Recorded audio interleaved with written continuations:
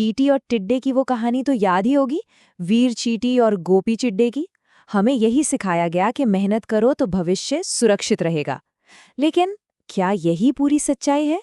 आज हम इसी जानी पहचानी कहानी को एक बिल्कुल नए नजरिए से देखेंगे और एक ऐसी गहरी सीख खोजेंगे जो शायद बचपन में हमसे कहीं छूट गई थी। तो हाँ, यही वो बड़ा सवाल है जिसके इर्द गिर्द ये कहानी घूमती है कि हमें आखिर जीना कैसे चाहिए, भविष्य के लिए या फिर आज इसी पल के लिए। वीर और गोपी मानो इसी एक सवाल के दो अलग अलग जवाब हैं। आज के इस सफर में हम देखेंगे दो अलग अलग किरदार और उनके जीने के तरीके। फिर बात करेंगे उस भरपूर मॉनसून की, उसके बाद देखेंगे कि सर्दियों में क्या हुआ, और आखिर में पहुंचेंगे संतुलन के सबसे जरूरी सबक पर। तो चलिए सबसे पहले मिलते हैं कहानी के दो मुख्य किरदारों से। और ये याद रखिए, ये सिर्फ एक चींटी और एक टिड्डा नहीं है, बल्कि जीने के दो बिल्कुल अलग फलसफे हैं।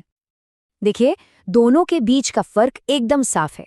एक तरफ है वीर चींटी, जो कड़ी मेहनत और दूर की सोच का एक जीता जागता उदाहरण है। उसका सारा ध्यान, सारी ऊर्जा बस आने वाले कल की तैयारी में लगी है। और फिर दूसरी तरफ है गोपी टिड्डा। उसका मानना है कि भाई जिंदगी तो बस इसी पल का नाम है, संगीत में, जश्न में। चलिए अब कहानी में आगे बढ़ते हैं और उस दौर में चलते हैं जब सब कुछ अच्छा था, सब कुछ भरपूर था। ये मॉनसून का मौसम था, जो एक मौका भी था और एक इम्तिहान भी। देखते हैं कि दोनों ने इस कीमती वक्त का इस्तेमाल आखिर कैसे किया। जरा सोचिए, वो खूबसूरत मंजर, उपजाऊ मैदान है और मॉनसून की बारिश ने मानो उन्हें एक हरे भरे कैनवस में ही बदल दिया हो। हवा में जैसे जिंदगी का संगीत घुल गया है। ये मौसम है मौकों का, जिंदगी के जश्न का। तो ऐसे खूबसूरत मौसम में वीर क्या कर रहा था? उसने एक पल भी गंवाना ठीक नहीं समझा। वो बस लगा हुआ था सर्दियों के लिए खाना जमा करने में, एक एक दाना बड़ी मेहनत से चुन चुन कर। मतलब उसका हर एक कदम भविष्य को सुरक्षित करने की एक सोची समझी प्लानिंग का हिस्सा था।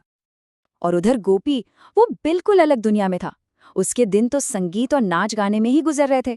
उसका वायलिन मानो उन मैदानों के धड़कनों के साथ ही सुर मिला रहा था। सीधी सी बात है, उसके लिए जिंदगी का मतलब था बस उस पल की खूबसूरती को जीना, उसका जश्न मनाना। लेकिन वक्त का पहिया तो हमेशा घूमता है ना? और अब कहानी उस मोड़ पर आ पहुंचती है जहां कड़ाके की सर्दी दोनों के लिए उनके फैसलों का नतीजा लेकर आती है। और यहाँ आकर दोनों की दुनिया बिल्कुल पलट जाती है। एक तरफ वीर और उसका पूरा कुनबा अपनी मेहनत के दम पर एकदम सुरक्षित, आराम से, उनके अनाज के भंडार लबालब भरे हुए थे। और दूसरी तरफ गोपी, जिसने कभी कल की फिक्र ही नहीं की। अब वो बेचारा भूखा था, अकेला था। उसका वायलिन भी अब सर्दी की तरह ही एकदम खामोश और ठंडा पड़ चुका था। और फिर वही होता है, कांपता हुआ भूखा प्यासा गोपी पहुंचता है वीर के दरवाजे पर। उसकी ये जो गुहार है ना, ये कहानी का सबसे अहम मोड़ है। ये वो पल है जहां एक जिंदगी का फलसफा दूसरे फलसफे के सामने मदद के लिए हाथ फैला रहा है।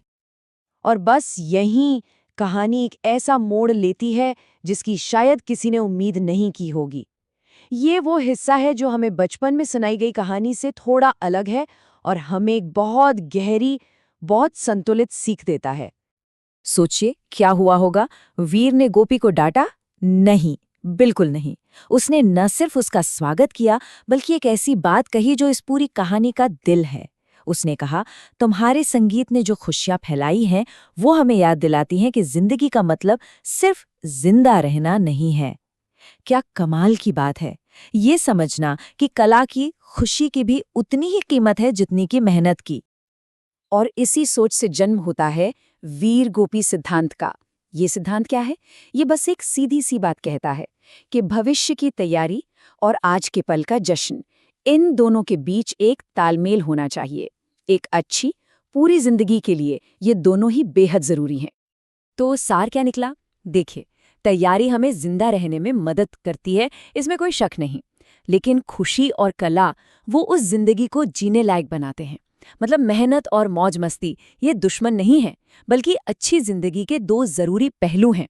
और असली समझदारी इसी बैलेंस को खोजने में है। तो यही है इस कहानी की असली गहरी सीख जिंदगी का असली मजा ना तो सिर्फ मेहनत करने में है और ना ही सिर्फ मजे करने में, बल्कि इन दोनों के बीच एक खूबसूरत सा बैलेंस, एक तालमेल बिठाने में है। तो आखिर में ये सवाल हम सब के लिए है कि जिंदगी के इन बदलते मौसमों में हमारे अंदर जो एक चींटी और एक टिड्डा है, उनके बीच सही बैलेंस कहाँ मिलता है? ये सोचने वाली बात है ना?